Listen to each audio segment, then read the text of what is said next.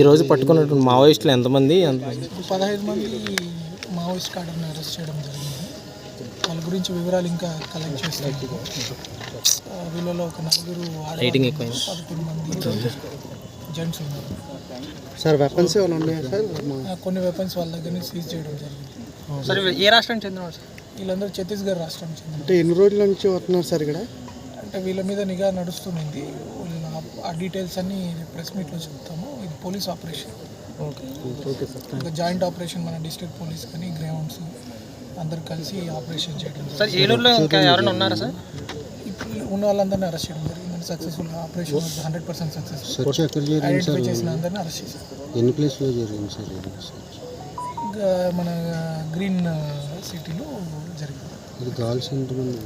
4 ladies ఉన్నారు.